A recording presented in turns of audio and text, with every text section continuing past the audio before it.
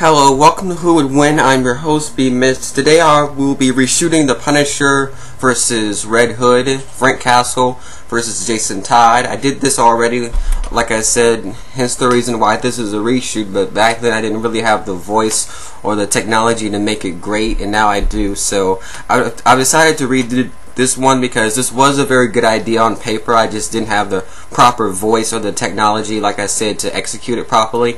But anyway, The Punisher versus Red Hood. I do picture this being a fight to the death because neither of them are afraid to kill and both of them are highly trained. So I do picture this being kind of a skill versus skill kind of thing. But anyway, I'm going to get to the screenshot so I can have a comparison of the two. The screenshots aren't always accurate, but it is a comparison, so I'm going to get to that. And at the end, I will say which one do I think would win between the Punisher and Red Hood. So let's get to that. Alright, so this is the screenshot from superrealdb.com/versus, and according to this, the Punisher has 4 points and the Red Hood has 6. So it's like the Red Hood would beat him, but the Punisher would still have a good fight against him. But let's get to the power grid. Intelligence, that one goes to Red Hood. Strength, that one goes to the Punisher. Speed, durability, and power, they're about even. And combat goes to the Punisher, which I'm surprised that it's not even, because Red Hood, he has had training from Batman, as well as he's held his own against Batman. And the Punisher, well, I guess I shouldn't be too surprised, because the Punisher, he was trained by the United States military. Which exact branch, I'm not sure of. Like, it was either the Marines or the Navy SEALs. But he is highly trained to the point where he can take on like entire crime syndicates and still walk away. And that's pretty good because he's like a one-man army against crime. And it's like he kills off crime syndicates because a crime syndicate killed off his family. So he, well, kills them off now.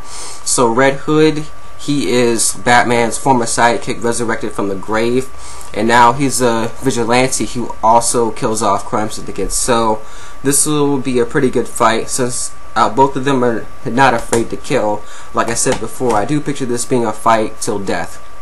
So now let's get to strength. Let's start with the Punisher. He has 880 pounds, and the Red Hood, he has 264 pounds. So the Punisher does win as far as strength, but not by much. So now let's get to superpowers. Let's start with the Punisher. He has accuracy, human physical perfection, weapons-based powers, and weapons master. And as for Red Hood, he has human physical perfection, and that's it.